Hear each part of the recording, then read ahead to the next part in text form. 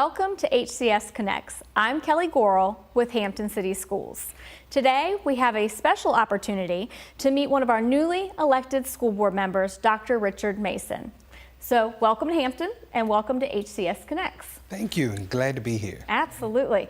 So you are new to the Hampton City School Board, newly elected as of July 1. So tell us a little bit about Dr. Mason. Well, Dr. Mason was born and raised in Richmond, Virginia. Came here to the city of Hampton to attend Hampton University in 1987. Graduated in 1991 and just decided to make Hampton my home. I continued on at Hampton University in the graduate program in counseling, went on to William & Mary, and then of course ultimately Regent University.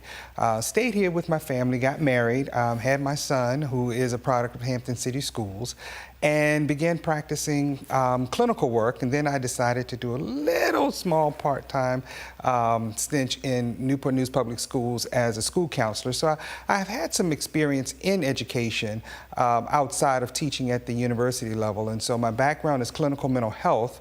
I've done clinical work specializing with children dealing with trauma, attention deficit disorder as well, and now I am the department chair in the counseling department over at Hampton University and an associate professor. Well, excellent.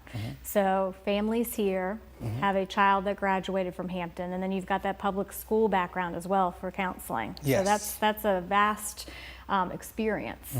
So why the school board? Why become a school board member with Hampton?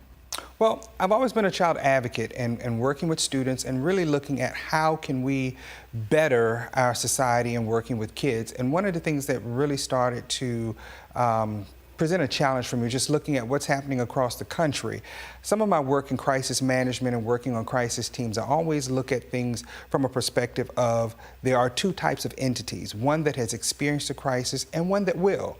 And so when I started looking at what's happening across the country, looking at all of the different school shootings and things of that nature, compiled with my research in trauma, I started wondering what are we doing here in Hampton City Schools to make sure that our children are safe, and how do they manage the day-to-day activities that happen that creates traumatic experience for them. So one of the things that I wanted to look at was how my experience can help develop or put into place some type of comprehensive mental health plan for our kids in the community. Excellent. So you were elected in July. You have a little bit over a month under your belt at the moment. What has been surprising to you at this point? Anything that you weren't expecting or that you were and you're very excited about? Nothing that I wasn't expecting, with the exception of lots of reading, having to really keep up with all of the policies and stuff like that. And I guess for me, just doing some of the background information so that I have an understanding of some of the work that's been done prior to me actually joining the school board. So that's been the biggest challenge right now, just playing catch up. But overall, it's been a wonderful experience, just people recognizing you in the community, and everyone wants to stop and talk to you about what's going on with their school and their kid and all. And so that's the exciting part, getting an opportunity to really meet the citizens of Hampton and hear some of the great things that's happening within our schools. So personally, what do you feel are some of the great things happening in our schools? Well, definitely the academies. Looking at what's going on with our academies, giving our students an opportunity to look at their interest. One of the things as a school counselor I remember years ago was being able to sit down and do career planning with students. And so looking at how now Hampton City Schools will give those kids that particular opportunity. And it's not just a sense of pushing just college for students. Sometimes it's okay for students to go out and get that real world experience and then decide, whether or not they want to pursue higher education or not. And so when I look at the academies and the approach that they will bring to what the education process is for Hampton City Schools, I think it's definitely going to be an awesome experience for our students. Excellent. So as we wrap up, one thing that, as you coming on in July, you haven't had the opportunity to experience is inclement weather. So as we approach hurricane season and as we also approach, those wintry days, what do you think may be your role as a school board member? What do you think that how people might reach out to you?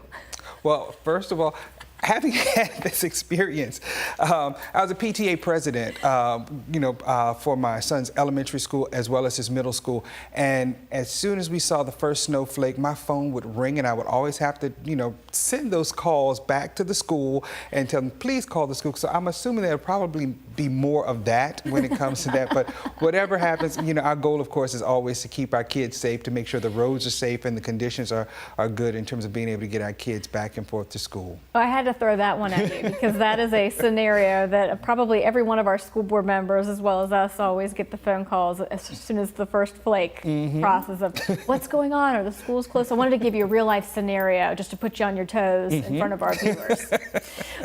So last question for you. What are you looking forward to this upcoming year? Well, this upcoming year, I would love to begin the process of looking at what mental health concerns and issues look like for our students in Hampton City Schools and begin the process to lay the foundation, if not be able to develop, a large portion of the comprehensive plan for our mental health piece for our students. Excellent.